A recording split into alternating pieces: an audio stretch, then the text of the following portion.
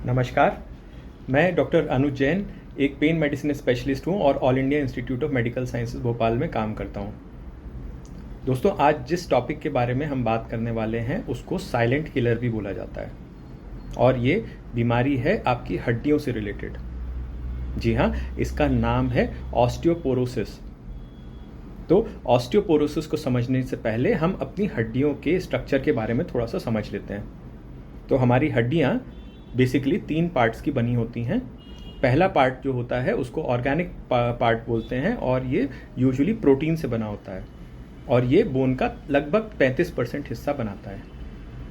दूसरा पार्ट पानी का होता है जो कि लगभग 25% हिस्सा बनाता है और तीसरा पार्ट जो होता है वो इनऑर्गेनिक सब्सटेंसेस का होता है जिसमें कि कैल्शियम फॉस्फेट जो है वो सबसे मुख्य है।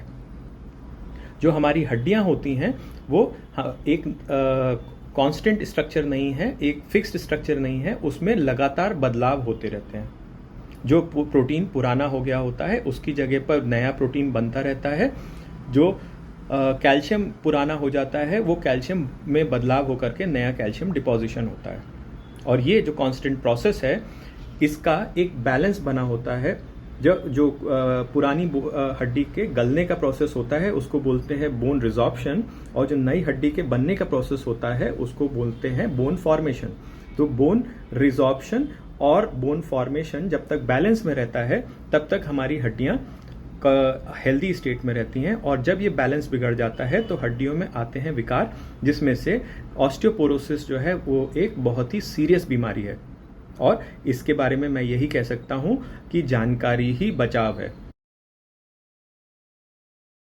तो ऑस्टियोपोरोसिस से मिलती हुई एक और कंडीशन है जिसको बोलते हैं ऑस्टियोपीनिया। इन दोनों में डिफरेंशिएशन करना बहुत ज़्यादा ज़रूरी है क्योंकि ऑस्टियोपोरोसिस और ऑस्टियोपीनिया का दोनों का ट्रीटमेंट बिल्कुल डिफरेंट होता है। ऑस्टियोपीनिया जो होता है वो इनऑर्गेनिक पार्ट, जो कि मैंने बताया कि कैल्शियम फॉस्फेट से बना हुआ होता है, उसकी कमी की वजह से होता है। और ऑस्टियोपोरोसिस जो होता है वो हमारे हड्डियों के प्रोटीन वाले पार्ट, प्रोटीन जो कि कोलेजन से बना होता है, उसके स्ट्रक्चर के वीकनिंग की वजह से होता है। तो अक्सर लोगों को ये लगता है कि हड्डियां कमज़ोर होने का मतलब है हड्डियों में कैल्शियम की कमी। तो अगर कैल्शियम खाया जाए तो हड्डियां वापस से मजबूत हो जाएंगी। तो ये डिफरेंस पहचानना बहुत ज़रूरी है कि अगर हड्डियों में ऑस्टियोपीनिया है तो वो कैल्शियम की कमी की वजह से होता है और कैल्शियम खाने से वो ठीक हो सकता है, लेकिन अगर ऑस्टियोपोरोसिस है तो उस कंडीशन में कैल्शियम की गोली खाने से कुछ भी नहीं होगा। तो अब ये समझ लेते हैं कि ऑस्टियोपोरोसिस होने का खतरा किन लोगों को ज़्यादा होता है। तो एक अपने दिमाग से ये मिथ निकाल दीजिएगा कि ऑस्टियोपोरोसिस सिर्फ फीमेल्स को होता है। ये मेल्स को भी हो सकता है। अगर आपका शरीर दुबला पतला है तो एज बढ़ने के साथ में आपको ऑस्टियोपोरोसिस होने का खतरा है। हाँ, ये ज़रूर है कि फीमेल्स को मीनोपॉज के बाद में ऑस्टियोपोरोसिस होने का खतरा पुरुषों के कंपैरिजन में ज़्यादा होता है। एक और इम्पॉर्टेंट फैक्टर है कि अगर आप अल्कोहल का सेवन करते हैं, स्मोकिंग करते हैं और आपका लाइफस्टाइल बहुत सीडेंट्री है, उस कंडीशन में आपको ऑस्टियोपोरोसिस होने का खतरा काफ़ी ज़्यादा बढ़ जाता है।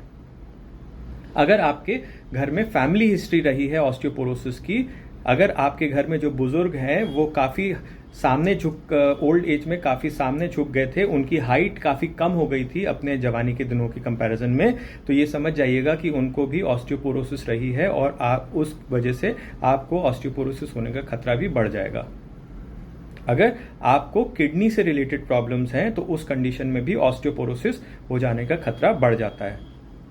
अगर आपको ऑटो इम्यून प्रॉब्लम्स हैं जिसकी वजह से आपको लंबे समय तक स्टेरॉइड्स की गोलियां खानी पड़ती हैं, उसकी वजह से भी ऑस्टियोपोरोसिस हो जाने का खतरा काफ़ी ज़्यादा बढ़ जाता है। तो ऑस्टियोपोरोसिस के लक्षण क्या होते हैं? ऑस्टियोपोरोसिस को साइलेंट डिजीज बोला जाता है क्योंकि इसके कोई प्रोमिनेंट लक्षण ही नहीं होते। इसके जो लक्षण बहुत ही कॉमन सी लगने वाली प्रॉब्लम हो सकती हैं, जैसे कि हड्डियों को दबाने पर हड्डियों में दर्द होना। इसका एक और जो लक्षण बहुत लेट पता चलता है वो होता है बहुत ही ट्रिवियल ट्रॉमा के साथ में, बहुत ही मामूली सी चोट लग जाने पर भी हड्डियों का फ्रैक्चर हो जाना। और ऑस्टियोपोरोसिस में जो सबसे ज़्यादा हड्डियां जो फ्रैक्चर होती हैं वो होती हैं कूल्हे की, रीढ़ की हड्डी की और कलाई की। तो ऑस्टियोपोरोसिस की कंफर्मेशन के लिए एक जांच होती है जिसका नाम है DEXA scan, DEXA, DEXA scan. ये यूजुअली रेडियोलॉजी सेंटर्स पे होती है और ये एक पेनलेस इन्वेस्टिगेशन है। इसमें शरीर के कई हिस्सों के एक्सरेज खींचे जाते हैं। उन एक्सरेज का कंप्यूटर से एनालिसिस करके एक स्कोर जनरेट किया जाता है जिससे पता चलता है कि हड्डियों की स्ट्रेंथ क्या है, और अगर हड्डियों की स्ट्रेंथ ऑस्टियोपोरोसिस वाली रेंज में आती है तो उस कंडीशन में डायग्नोसिस बन जाती है कि ऑस्टियोपोरोसिस है। अक्सर इस डेक्सा स्कैन की जो कॉस्ट होती है वो लगभग 2,500 से 3,000 रुपए होती है। ऑस्टियोपोरोसिस का प्रिवेंशन कैसे करें? तो इसके मामले में सतर्कता ही बचाव है। यंग एज में अपनी बोन्स का अच्छे से ध्यान रखें, एक्सरसाइज रेगुलर बेसिस पर करें, डाइटरी सप्लीमेंट्स कैल्शियम और विटामिन डी का रेगुलर बेसिस पर लें। अगर आप स्मोकिंग करते हैं, अल्कोहल लेते हैं, तो उसका सेवन आज से ही छोड़ दें। अगर आप 60 साल के ऊपर हैं और स्पेशली आप फीमेल हैं या फिर आप दुबले पतले शरीर के हैं, तो उस कंडीशन में हर 4 से 5 साल में अपना डेक्सा स्कैन जरूर करवाएं। अगर आपको ऑस्टियोपोरोसिस ऑलरेडी डेवलप हो चुका है, जो कि डेक्सा स्कैन में प्रूवन भी है, तो उस कंडीशन में कैल्शियम की गोली खाने से या विटामिन डी की गोली खाने से कुछ भी नहीं होगा। ऑस्टियोपोरोसिस का इलाज बहुत ही स्पेसिफिक होता है और इसको एक एक्सपर्ट के सुपरविजन में करना चाहिए। इसके लिए बोन फॉर्मेशन मतलब नई बोन की ग्रोथ करवाने के लिए कुछ इंजेक्शन दिए जाते हैं। उस इंजेक्शन का नाम है टेरिपैराटाइड, और ये इंजेक्शन डेली इंजेक्शन के फॉर्म में दिया जाता है। जिस तरीके से डायबिटीज वाले पेशेंट इंसुलिन लेते हैं, उसी तरीके से ऑस्टियोपोरोसिस वाले पेशेंट्स को डेली बेसिस पर टेरिपैराटाइड के इंजेक्शन लेने होते हैं लगभग 1 साल तक। और इसके अलावा बोन का रिजॉर्प्शन कम करने के लिए, मतलब जो बोन बन गई है उसको घुलने से रोकने के लिए एक और इंजेक्शन यूज होता है जिसका नाम है डेनुसुमैब।